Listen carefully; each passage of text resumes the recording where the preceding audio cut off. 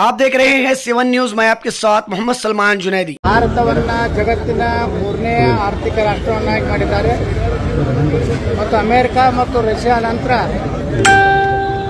ಜಗತ್ತಿನಲ್ಲಿ ಒಂದು ಶಕ್ತಿಯುತ ರಾಷ್ಟ್ರ ನಿರ್ಮಾಣ ಆಗಲಿಕ್ಕೆ ಅಟಲ್ ಬಿಹಾರಿ ವಾಜಪೇಯಿ ಅವರ ಮಾರ್ಗದರ್ಶನ, ಅವರ ಆದರ್ಶ ಇವತ್ತು ನರೇಂದ್ರ ಮೋದಿ ಅವರಿಂದ ಭಾರತ ಜಗತ್ತಿನ 3ನೇ ಶಕ್ತಿಯಾಗಿ ಹೊರಬರಲಿಕ್ಕೆ ಸಾಧ್ಯ ಆಗಿದೆ. ಅದರ ಜೊತೆಗೆ ಇವತ್ತು ಈ ಕ್ರಿಸ್ತನ ಒಂದು ಜನ್ಮದಿನವೂ ಹೌದು. ಇವತ್ತು ಯಾಕೆ ನಾವು ಕ್ರಿಶ್ಚಿಯನ್ರು ಸಹ ಇವತ್ತು ಭಾರತೀಯ ಜನತಾ ಪಾರ್ಟಿ ಕಡೆ ಇವತ್ತು ಬರ್ತಾ ಇದ್ದಾರೆ. ಮೊನ್ನೆಗೆ ಕೇರಳದಲ್ಲಿ ನಡೆದಂಥ ಏನು ತಿರುವನಂತಪುರದ ಮಹಾನಗರ ಪಾಲಿಕೆಯಲ್ಲಿ ಕೆಲವೊಂದು ವಾರ್ಡ್ಗಳಲ್ಲಿ ಕ್ರಿಶ್ಚಿಯನ್ರು 100% ಇದ್ರೂ ಸಹ BJPಗೆ ಮೊದಲ ಬಾರಿಗೆ BJP ಕಡೆ ವಾಲಿದ್ದಾರೆ. ಅಂದರೆ ಅವ್ರಿಗೂ ಸಹ ಇವತ್ತು ಒಂದು ರೀತಿ ಭಯ ಕಾಡ್ತಾ ಇದೆ.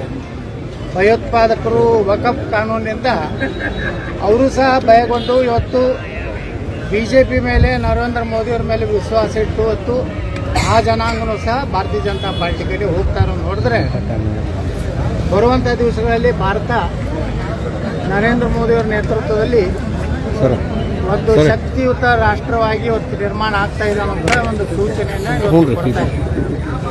ನಾನು ನನ್ನ ರಾಜಕೀಯ ಜೀವನ ಪ್ರಾರಂಭ ಮಾಡಿದ್ದು ಅಟಲ್ ಬಿಹಾರಿ ವಾಜಪೇಯಿ ಅವರ ಒಂದು ಕಾಲದಲ್ಲಿ ನಾನು ಲೋಕಸಭಾ ಸದಸ್ಯನಾಗಿ ಅವರ ಸಚಿವ ಸಂಪುಟದಲ್ಲಿ ನಾನು ರಾಜ್ಯ ರೈಲ್ವೆ ಸಚಿವನಾಗಿ ಜವಳಿ ಮಂತ್ರಿಯಾಗಿ ಸೇವೆಯನ್ನು ಸಲ್ಲಿಸುವಂಥ ಅವಕಾಶ ನನ್ನ ಜೀವನದಲ್ಲಿ ಸಿಕ್ಕಿದೆ.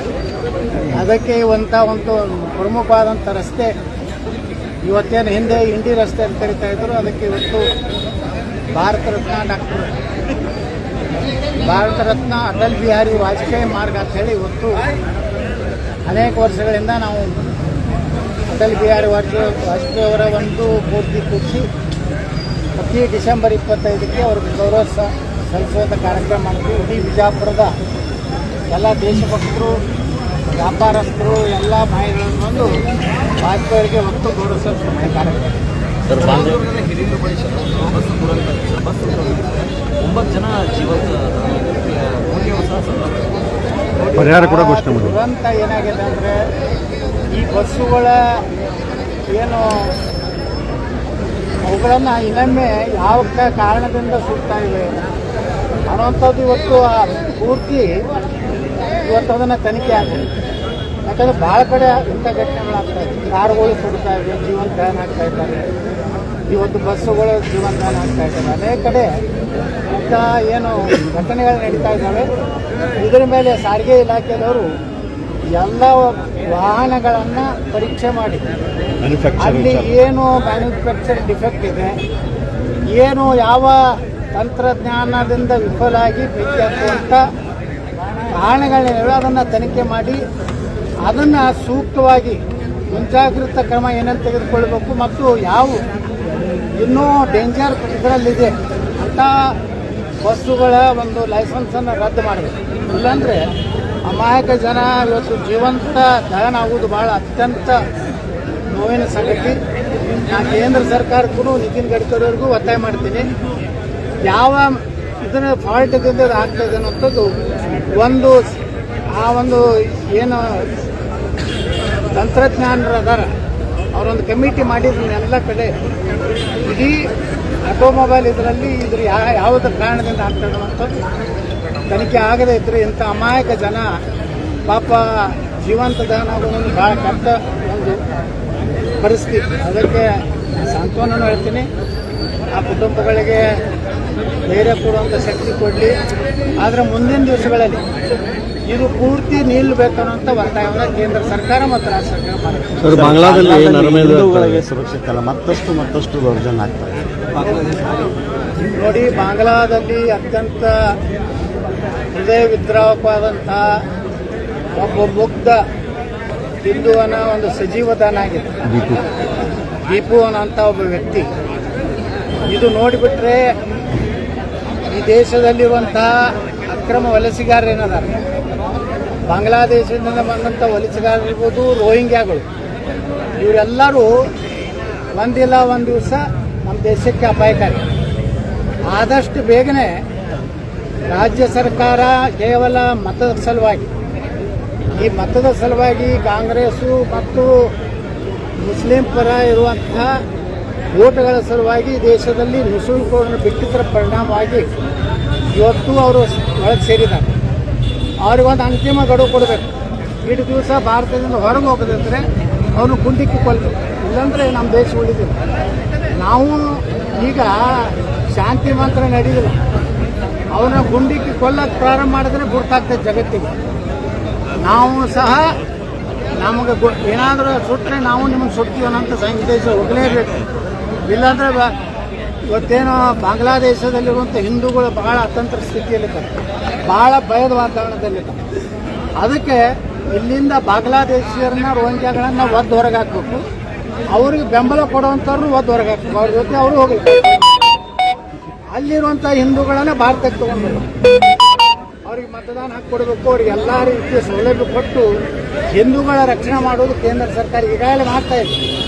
SIR ಅಂತ ಏನು ತೊಗೊಂಡು ಬಂದಾರೆ, ಅದರ ಮೂಲಕ ತಮಿಳುನಾಡಲ್ಲಿ ಸುಮಾರು 1 ಕೋಟಿ ಸಮೀಪ ಬಾಂಗ್ಲಾದೇಶಿಯರು ಏನು ನಕಲಿ ಮತದಾರ ಸಿಕ್ಕಿದ್ದಾರೆ.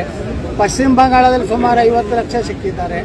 ಬಿಹಾರದ ಚುನಾವಣೆಯಲ್ಲಿ ಸಹ SIR ಆಗಿದ್ದರಿಂದ ನಾವು ಒತ್ತಾಯ ಮಾಡ್ತೀನಿ ಕೇಂದ್ರ ಸರ್ಕಾರಕ್ಕೆ, ಕರ್ನಾಟಕದಲ್ಲಿಯೂ ಇವತ್ತು SIR ಬರಬೇಕು.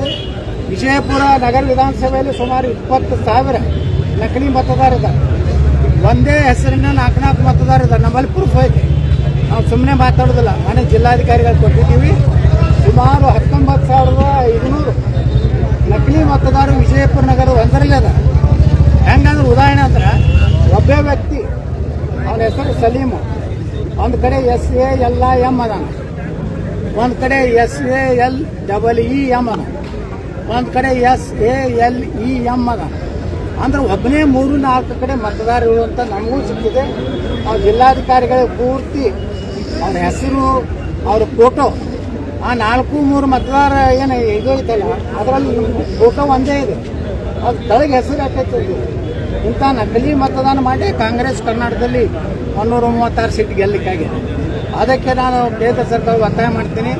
ಈಗಾಗಲೇ ಸುಪ್ರೀಂ ಕೋರ್ಟ್ ಹೇಳಿದೆ, ಇನ್ನು ಮ್ಯಾಗ ಯಾವುದೇ ರೀತಿಯ SIR ವಿರುದ್ಧ ಮೇಲ್ಮನವಿಯನ್ನು ಅಥವಾ ಯಾವುದೇ ಅರ್ಜಿಯನ್ನು ಸುಪ್ರೀಂ ಕೋರ್ಟ್ ತಗೋದಿಲ್ಲ ಅಂತ ಈಗಾಗಲೇ ಹೇಳಿದ್ರಿಂದ ನಾನು ಸುಪ್ರೀಂ ಕೋರ್ಟಿಗೂ ಧನ್ಯವಾದ ಸಲ್ಲಿಸ್ತಾ ಇದ್ದೀನಿ. ಮುಖ್ಯ ನ್ಯಾಯಾಧೀಶರಿಗೆ, ಗೌರವಾನ್ವಿತ ಮುಖ್ಯ ನ್ಯಾಯಾಧೀಶರಿಗೆ. ಇಂಥ ದೇಶದ್ರೋಹಿಗಳು ಆ ಹಿಂದೂ ಸಮಾಜಕ್ಕೆ ಹುಟ್ಟಿರ್ತಾರೆ, ಆದರೆ ಹಿಂದೂಗಳ ಮತ್ತು ಭಾರತ ವಿರುದ್ಧ ಮಾತಾಡುವಂಥ ಅಲ್ಕ ನನ್ನ ಮಕ್ಕಳಿಗೂ ಸಹ ಸರಿಯಾಗಿ ಬುದ್ಧಿ ಕಲಿಸ್ಬೇಕಂತ ನಾನು ಆಗ್ರಹ ಇದೆ.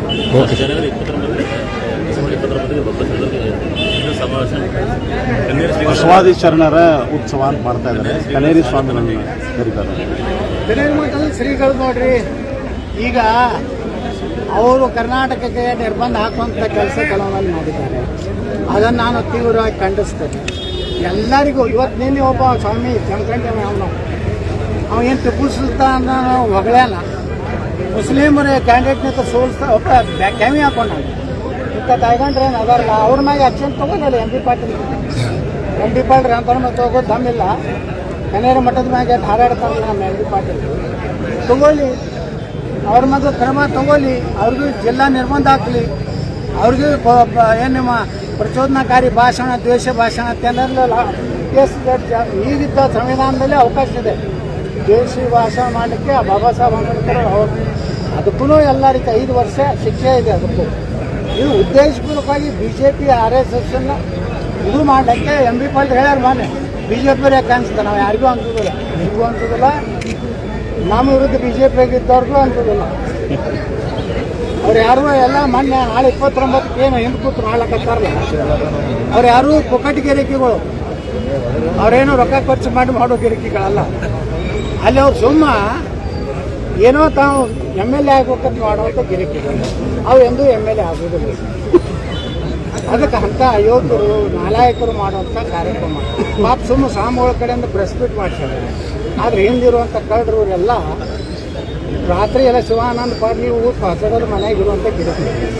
ಶಿವಾನಂದ ಪಾಟೀಲೇ ನಮ್ಮ ರಾಜಕೀಯ ಗುರು ಅನ್ನೋ ಗಿರಿಕಿ. ಅವ್ರನ್ನ ತೊಗೊಂಡು ನಾವು ಅಲ್ಲಿ ಹೋಗೋದಿಲ್ಲ ಬಬಲೇಶ್ವರ.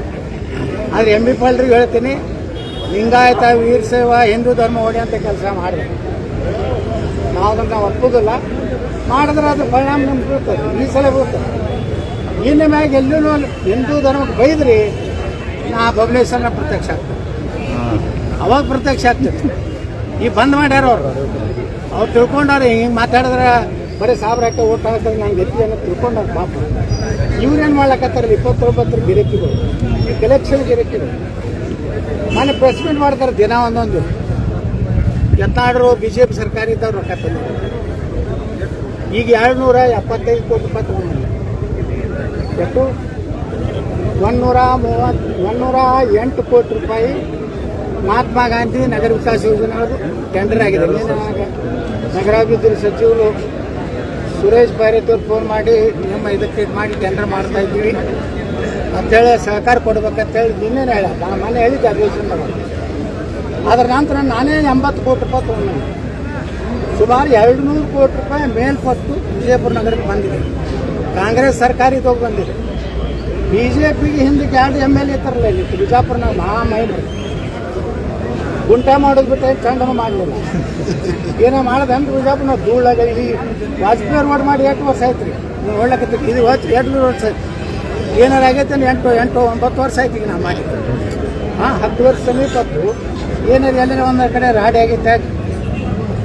ಯಾರು ನಾ BJP MLA ನಾ ರೊಕ್ಕ ತಂದಿದ್ದು ಇಲ್ಲ. ನಮ್ಮ ಕನಕದಾಸ ಮಾರ್ಗ ಐತಲ್ಲ, ನಮ್ಮ ಬಾಬಾ ಸಾಹೇಬ್ ಅಂಬೇಡ್ಕರ್ ಸ್ಟೇಡಿಯಂ ರೋಡ್ ಹೈದರಾಬಾದ್ ಹೋಗ್ತಾರೆ ರಸ್ತೆ, ಅದು 3 ತಿಂಗಳೇ ಒಂದು ಕಟ್ತೀವಿ. ಅದ್ರ ಈಗ ನೋಡ್ರಿ ಅದೂ 7-8 ವರ್ಷ ಆಯ್ತು. ನಮ್ಮ ಗೋವಿಂದ ಕಾರಜೋಳರಿಗೆ ಅವ್ರ ಕೂಡ ನಾ ಮಾತಾಡಿ ಅದು ವಿಶೇಷ ಹಣ ತಂದು ಹಾಕಿದೆ. ಇಡೀ ಬಿಜಾಪುರ ಸುಂದರ ಆಗೈತೆ, ಅದು ನೋಡೋದಾಗಲ್ಲಾಗೈತೆ. ಬಿಜಾಪುರ ಮೊನ್ನೆ ಒಬ್ಬ ರಾಯಚೂರ್ದವ್ರು ಒಬ್ಬ ನನಗೆ ಇಲ್ಲಿ ಬಿಜಾಪುರನಾಗ ಅವ್ರ ಹೆಂಡತಿ ತವ್ರ ಮನೆ ಅವರು ಇಲ್ಲೇ ಡೆಲಿವರಿ ಆಗೈತೆ ಅಂತೇಳಿ 15 ದಿವಸ ಇತ್ತು. ಅವೊಂದು ನನಗೆ ಪತ್ರ ಕಳ್ಸ್ಯಾನ. ನಾನು ಕರ್ನಾಟಕದಲ್ಲಿ ಭಾಳ ನಾನು ರಾಯಚೂರು ಹಿಡಿದು ಎಲ್ಲ ಕಡೆ ನಾನು ನೋಡಿದ್ದೀನಿ.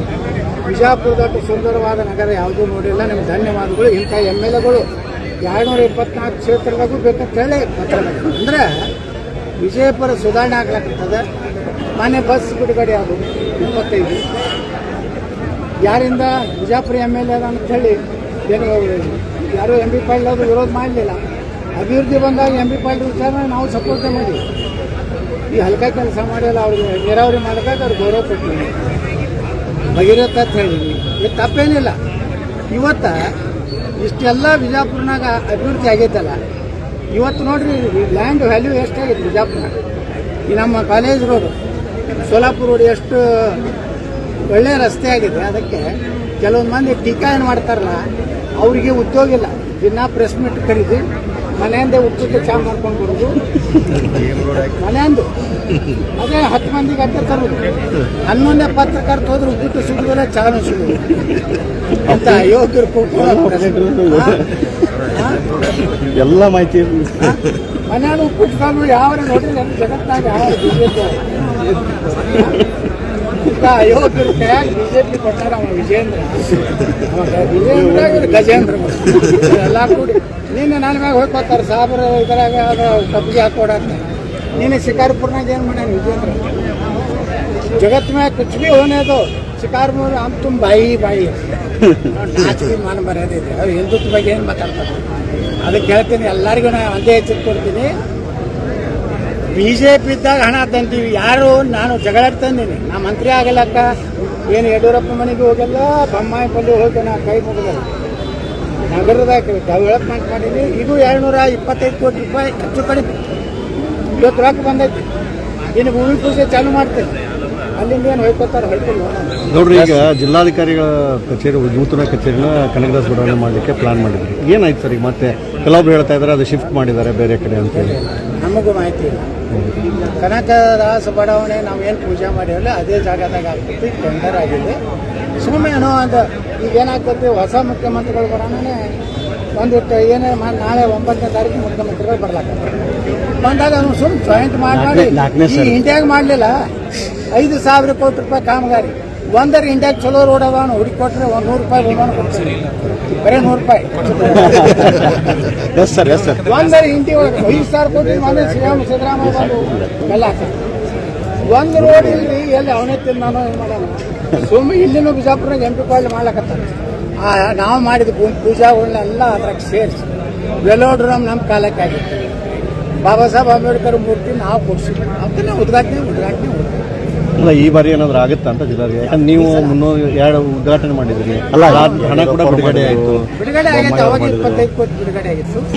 ಈ ಮಾತು MB ಪಾಲ್ಡರ್ ಬಂದಾಗ ಮಾಡಿಫಿಕೇಶನ್ ಮಾಡಿ ಅದು ನಾವು PWD ಕೊಟ್ಟಿದ್ದೀವಿ. ಈಗ ಕರ್ನಾಟಕ ಗ್ರಾಮೀಣ ಕೊಟ್ಟ ಅಷ್ಟೇ.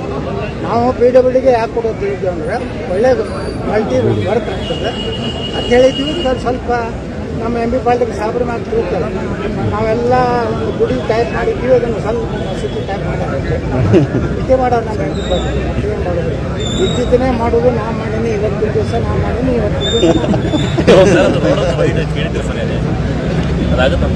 ಅದು 36 ಕೋಟಿ ರೂಪಾಯಿ ಬೇಕು. ನಮ್ಮಲ್ಲಿ ರೊಕ್ಕಿಲ್ಲ, ದಿವಾಳಿ ಆಗೈತೆ ಅಂತ ಹೇಳಿ ಅದಕ್ಕೆ ನಾ ಪ್ರಯತ್ನ ಮಾಡಾಕತ್ತೀವಿ. ಅದು 32 ಕೋಟಿ ಅವ್ರು ಪರಿಹಾರ ಕೊಟ್ಟರೆ ಅಲ್ಲಿದು ಆ ಮಾಲೀಕರಿಗೆ ಪರಿಹಾರ ಕೊಟ್ಟ ಮ್ಯಾಗೇ ಅದನ್ನು ಕೆಲಸ ತೊಗೋಬೇಕಂತ ಹೇಳಿದ್ದೀವಿ. ಇನ್ನೂ ಪ್ರಯತ್ನ ಮಾಡ್ತೀವಿ. ನಾಳೆ ಮುಖ್ಯಮಂತ್ರಿ ಬರ್ತಾರಲ್ಲ 9ನೇ ತಾರೀಕಿಗೆ, ಅವಾಗೂ ಮನವಿ ಕೊಡ್ತೀವಿ. ಅದ್ರ ಜೋಡಿ ಇನ್ನೊಂದು 150 ಕೋಟಿ ರೂಪಾಯಿ ಇನ್ನೊಂದು ಪ್ರಾಜೆಕ್ಟ್ ಇದೆ.